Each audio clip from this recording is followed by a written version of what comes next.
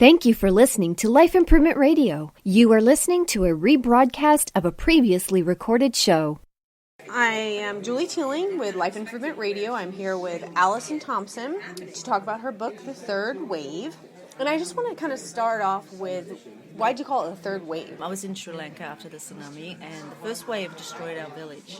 It was, the second wave killed a couple of thousand people, and in all, 300,000 people. And the third wave is all the volunteers that came to help, because it was like this great wave swarming through Sri Lanka, so that's why I called the book The Third Wave. Your family is very much in volunteering and help and giving back. So was it just easily transitioned into your adult life to give back?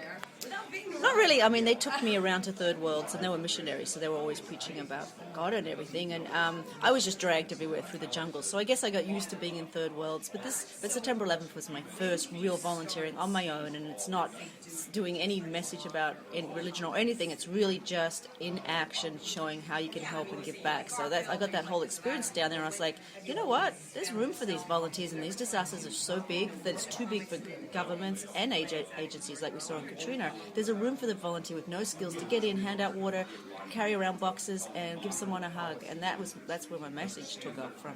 Well, I think it's so important that people understand that even if someone is not trained in nursing or those things that you would expect, we're all human. We all suffer. So just that human connection makes all the difference. Do you find that? Yes, and it's not in the disaster aid books. They don't cross the line and have the human touch, and they don't hug and touch and everything. I'm like, absolutely not. You do the opposite. These people have just lost 20 members of their family. You cross the line, you cuddle them, you do what, show them love, and that's what I'm a big believer in. I think that having that understanding, maybe people would give back more, to get involved more, that it's just so simple. What takes such a big deal is so small. Yeah, and people always, they get on the news, big aid groups, we only need medical people. You've got 10,000 orphans sitting around. You need mums and dads and actors and singers and teachers and creative people, but also bankers and lawyers and radio hosts. Everybody is needed to go there. And there is a role for everyone. These disasters are so big when you talk about 300,000 dead.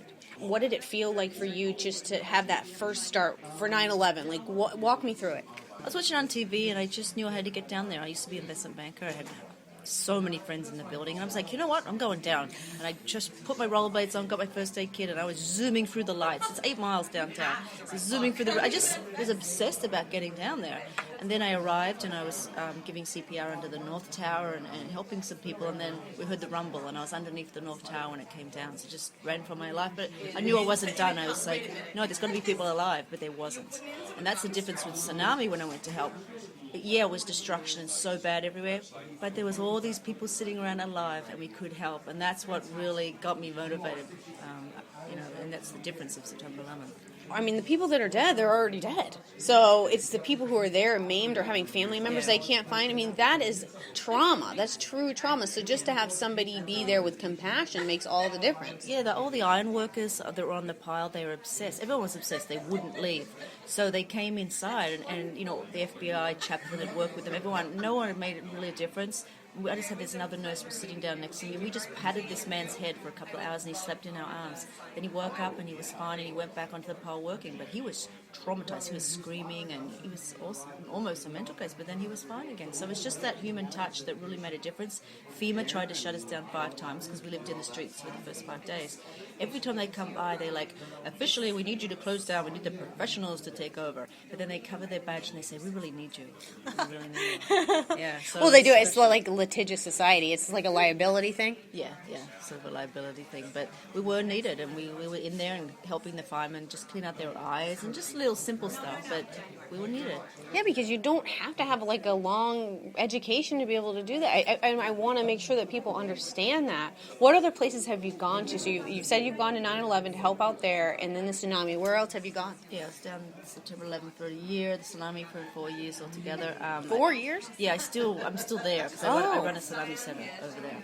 It's the only tsunami center in Asia right now. And what do you do there? We have 8 offices that monitor the world. It's like the Pacific Warning Center in Hawaii. It's exactly the same, but a little less high production. Right. So you got to start somewhere. Yeah, we have sirens all along the coast, and as soon as the people think they call up, we get about over 1,000 calls a day sometimes. Like, is there a tsunami? Is there a tsunami? They live in fear. They're so scared. So we just put a tape on, a simple radio, a tape that gets out to the speakers and says, please everyone remain in your homes. There's no cause for alarm, or move inland till further notice. So that's what we do there. And then in Haiti, I've been there for 2 years now since the earthquake. Was running with Sean Penn, the actor, a refugee camp with 65,000 people, so I was running the hospital. But I would lie in my tent every night and I would hear the women being raped. Way out, not at our camp, but way off in the distance. I could hear the screams for like half an hour and men laughing. And I made it my mission to leave that camp and to start up a rape clinic, rape organization. Because in the hospital I was seeing 2, 3, 4-year-olds that with gonorrhea and that had been raped. I mean, in your drunkest moment, how do you rape a 4-year-old? You know, I don't understand that. Well, there's predators everywhere. Yeah, but unfortunately, this looks like there's so many in one area because they're taking advantage of the situation. Yeah, so that's what I do full-time now.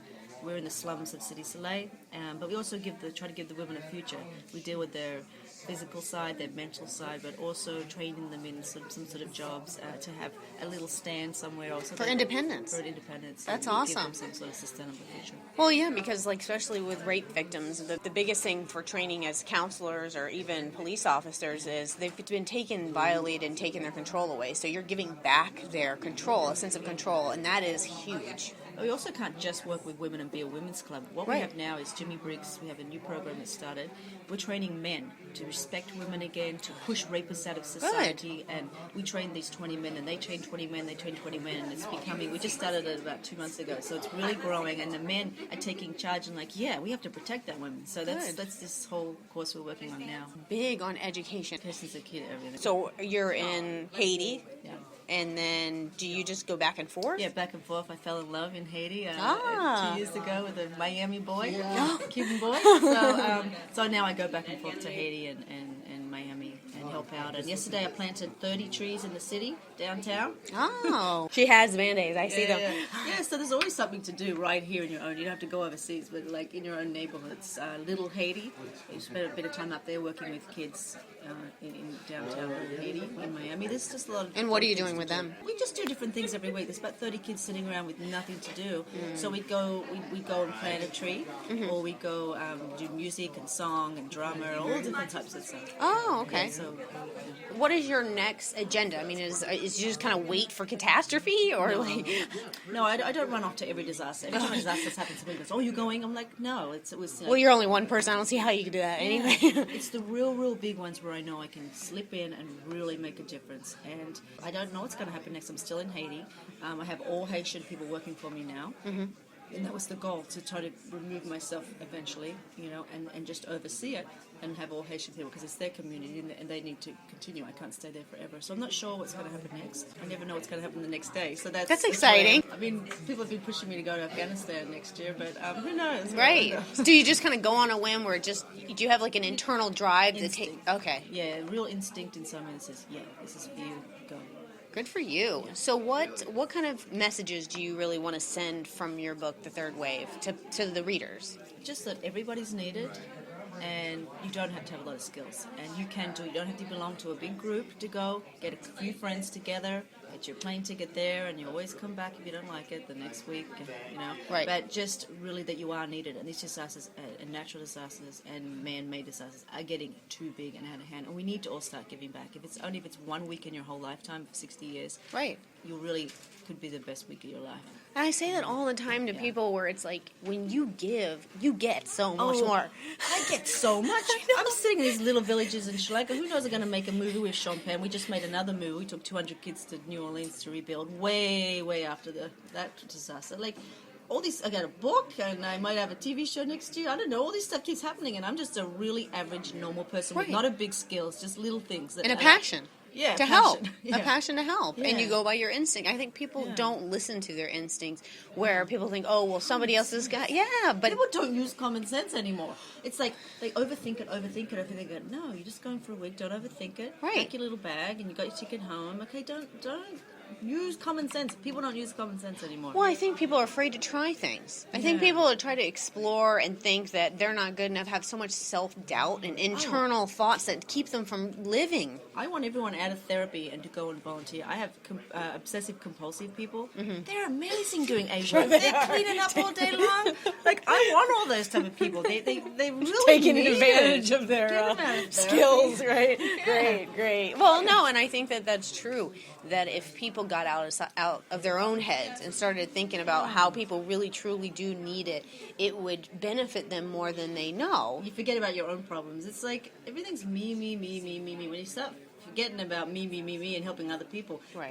then your life gets really fixed up and flows. Well, And it's not as bad. It's not as bad. It's really, your life really isn't as bad as those people sit in the slums where they don't know where they're going to eat the Right, next day, exactly. But I think there's a place for everybody, and even with the smallest touch and a sense of kindness makes the biggest difference in the world. So I really want to thank you for coming and talking to me about the third wave.